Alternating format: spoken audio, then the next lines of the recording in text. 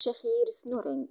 الشخير ظاهرة شائعة تعزى إلى ذبذبة شديدة الجزء الخلفي من سقف الحلق المسمى بالحنك الرخوسوفت باليت، ووقوعه بين تيارين من هواء الزفير الخارج من القصبة الهوائية، حيث ينطلق إحدى التيارين خارج فوق الحنك عبر قناة الأنف، أما الآخر فيخرج من تحت الحنك إلى الفم. من الملاحظ أن أغلب الذين يشخرون أثناء نومهم يعانون من هذه الظاهرة، وهم نيام على ظهورهم والفم مفتوح، وتختفي إذا ما تقلب النائم ليكون نومه على أحد الجانبين.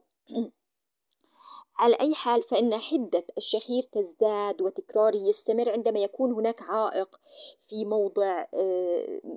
موضع ما من مجرى الأنف يعوق سلاسة جريان تيار الهواء عبر قناة الأنف. ولهذا فإن تقصي أسباب الشخير يبدأ عادة بفحص مجاري الأنف لاستطلاع أي خلل مرضي. أكثر هذه الاختلالات شيوعا هو صغر فتحتي الأنف أو انحراف حاجز الأنف deviated septum أو سبتم أو تضخم الغشاء المخاطي المبطن لجدار الأنف نتيجة التهاب أو حساسية، كما أن لحمية الأنف أو الزوائد اللحمية نزل بوليباي أو تضخم الغدة خلف الأنف التي يدعونها لوزة البلعوم أدينويد، وهي كذلك من أسباب الشخير المألوفة.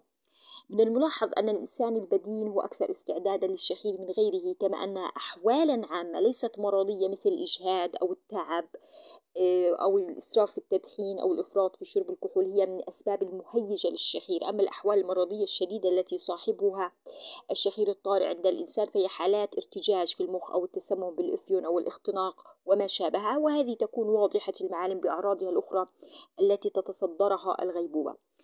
طبعا هنا نلخص أن علاج الشخير دائما يبدأ بالبحث عن السبب واستئصاله، فإذا لم يتبين السبب فإن تفادي النوم على الظهر واستعمال مخدات عالية نسبيا سوف يوقف الشخير.